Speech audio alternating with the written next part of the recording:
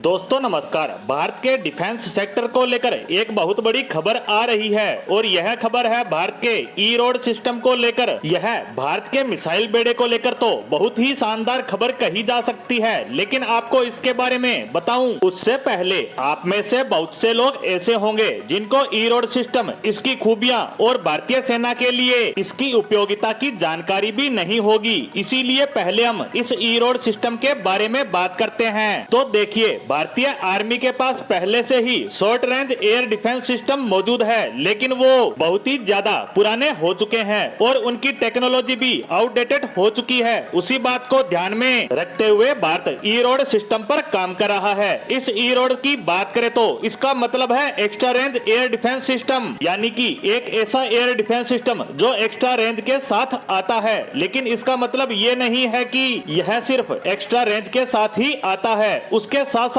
इसमें world class level की तकनीक भी काम में ली गई है जो दुनिया के किसी भी एयर डिफेंस सिस्टम को टक्कर देने के लिए पूरी तरह से सक्षम है। उदाहरण के लिए हमारा ई रोड सिस्टम ARF और उसके अलावा IIS टेक्नोलॉजी के साथ आता है जो इसे हद से भी ज्यादा शक्तिशाली बना देता है। किसी भी एरियल टारगेट के खिलाफ, चाहे वह लड़ाकू विमान हो, मिसाइल हो, छोटे से छोटा या बड़े से बड़ा ड्रोन ही क्यों ना हो, सबको यह आसानी से न्यूट्रलाइज कर सकता है, वो भी पूरी सटीकता के साथ। और यह हमारे लिए और हमारी सेनाओं के लिए इतना जरूरी क्यों था? तो वह इसलिए था कि हाल ही के समय में जितने भी युद्ध हुए हैं, चाहे वह आर्मेनिया अजरबैजान का हो या रूस यूक्रेन का, हर युद्ध में आप ड्रोन्स का इम्पैक्ट देख चुके हैं। चाहे वह छोटा ड्रोन हो या बड़े हमलावर ड्रोन, उन्होंने युद्ध में प्रभाव डाला है और भारत भी इसी प्रभाव को समाप्त करना चाहता है। ऐसे में हमारा यह ई रोड सिस्टम ऐसे सभी हवाई हमलों के खिलाफ भारत को एक सुरक्षित अवैध किले के रूप में बदल सकता है। इससे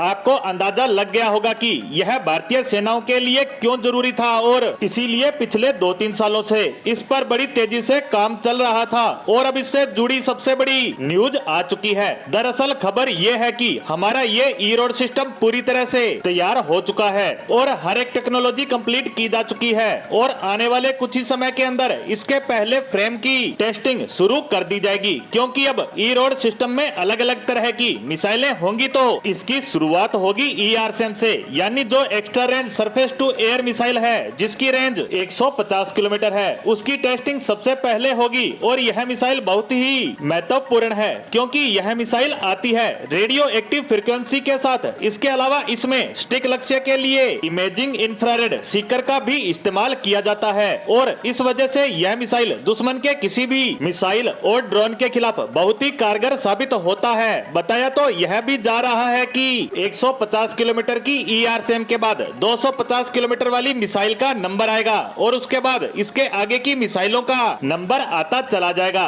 और बताया जा रहा है कि जैसे जैसे मिसाइलों के टेस्ट कंप्लीट होते जाएंगे, ठीक वैसे वैसे वो मिसाइल भारतीय सेना में शामिल भी कर ली जाएगी। क्योंकि आज के ड्रोन वारफेयर के समय में इस तरह की मिसाइल हमारे लिए बहुत ही जरूरी हो जाती है, जिससे हमारे देश की सीमाएं तो सुरक्षित रहेगी ही, साथ में देश की सेनाओं का भी हौसला बुलंद होगा। इसी के साथ ई रोड सिस्टम पर हमारी आज की पोस्ट को यहीं समाप्त करते हैं। धन्यवाद।